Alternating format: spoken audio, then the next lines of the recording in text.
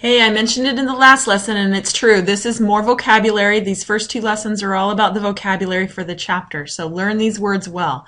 Let's get straight to it.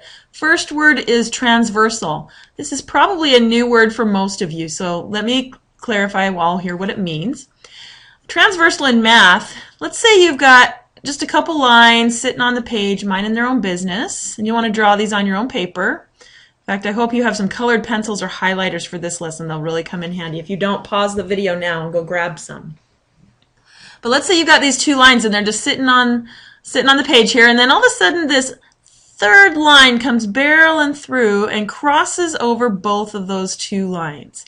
That third line right there, that is what we call the transversal. And I just defined it for you. A transversal is a line, and the line, get that I in there. Yikes. Okay, it's a line that crosses two or more lines. A line that crosses two or more lines.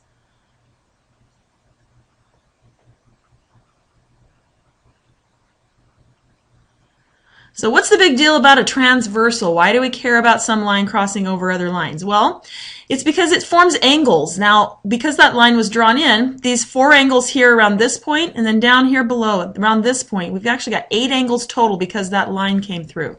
So those angles are what we're going to be talking about. Now, there's 2 different basic types of angles that we've just formed. The first type is called the interior angles. Let me show you those interior angles. When we say interior, what we're talking about is this region that's between those 2 original lines that we had. So anything in here is interior, but the interior angles would be the angles here. I'm going to just number them. We'll call this angle 1. Here, angle 2. And down here at this vertex, these 2 angles here, because they lie between the 2 lines. So let's list those out for your notes. We've got angle 1, angle 2, angle 3, and angle 4 in the picture as we've drawn it. Those are interior angles. Now, opposite of interior would be the exterior angles. So let's draw those out. When we're talking about exterior angles, we mean angles that are found exterior to the 2 lines. And so let's talk about where that is. That's this pink region right here on the top, and then down below here. This is the other part. Both of those are exterior regions. They're outside of the boundaries of the 2 lines. So we've got 4 exterior angles. Let's call this one here number 5 and keep numbering around 6, 7, and 8. Those are the exterior angles in this picture.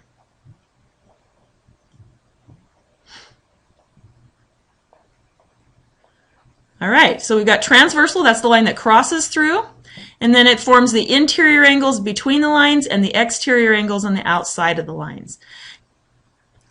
So now that we have the basic terminology out of the way, let's take a look at special angle pairs. We're going to take 2 angles at a time that have a special relationship based on where they are sitting on the lines and the transversal. So grab your highlighters. Let's take a look first of all at angle 1 here at the top vertex and angle 5 at the bottom vertex. What do those have in common?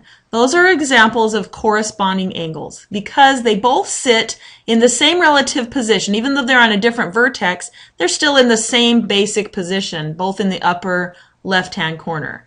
So what other corresponding angles do we have? Well, what's sitting in the same basic place as angle 2?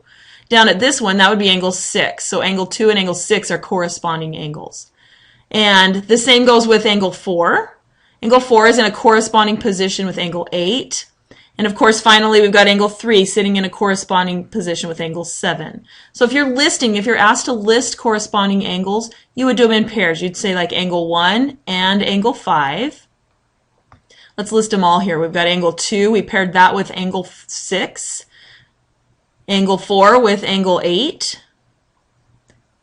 And our angle 3, that one paired up with angle 7 because again, they're sitting in the same basic place, just on a different vertex along that transversal.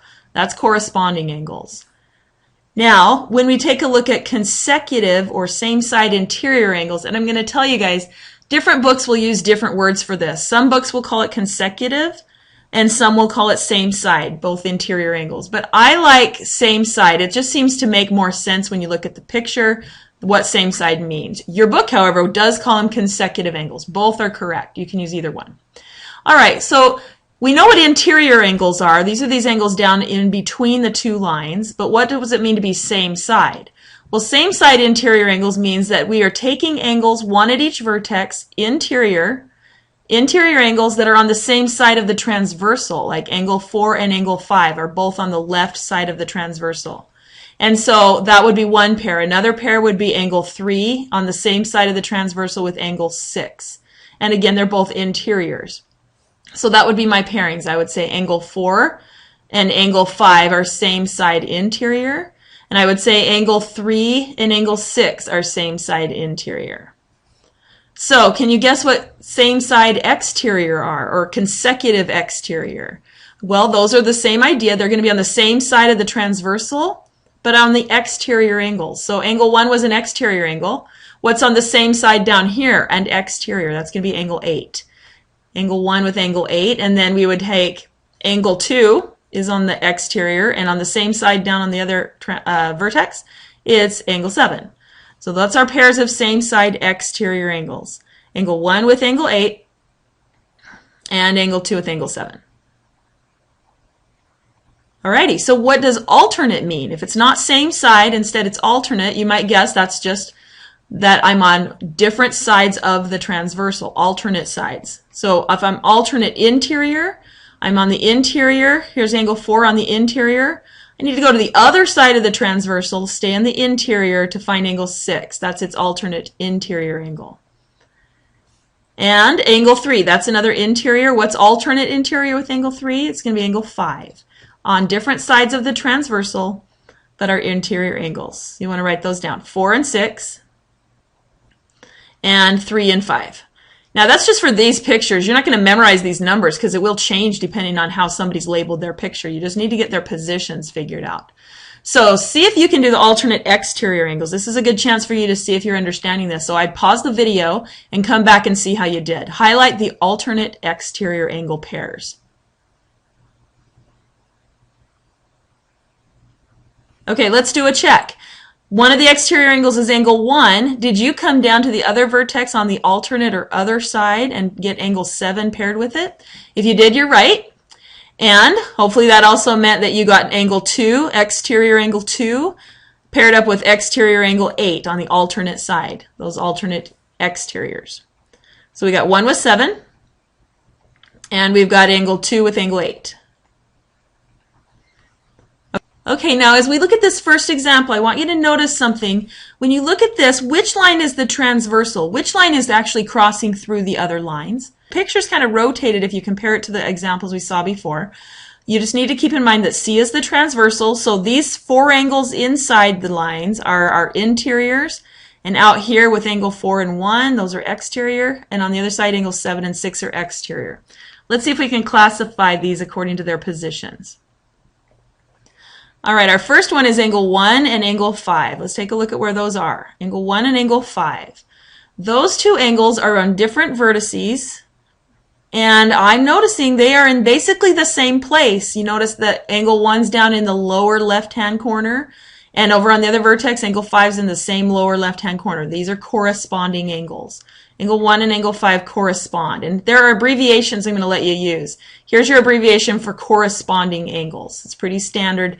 Don't make up your own abbreviations. People won't necessarily understand them, but this abbreviation is a standard one. Okay, let's check out angle 1 and angle 7. This is number 2, and I'm going to grab an eraser so I can clear our picture. Alrighty, for angle 1, that was one we had before, but now angle 7 is its partner, and angle 1 is exterior, angle 7 is also exterior, and they're different sides of the transversal. One's under the transversal, one's on top of the transversal. So these are what we call alternate. Alternate, since they're on different sides of the transversal, and exterior. Alternate exterior angles. Check out that abbreviation for alternate exterior. That's one you can use. Okay, next one, number 3. I'm going to highlight angle 3 and angle 5. Here's angle 3. Down here we got angle 5. What kind are that? What kind are those? That's a pair of interior angles. Again, though, one's up, one's down according to the transversal. So these are our alternate interior angles. Here's your abbreviation for alternate interior. All right, so far so good? Please make sure you're getting questions down if you're getting confused here, and we'll go over it some more. Next one, number 4, is angle 6, and angle 6 is paired with angle 1. Okay, angle 6 is exterior, angle 1 is exterior, but they're both underneath the transversal. In other words, they're on the same side of the transversal. So these are going to be called same side, SS for same side, and they're exterior. They're on the outside of the lines. So they're same side exterior angles. And again, another word for that is consecutive exterior. That's what your book calls them. Couple more.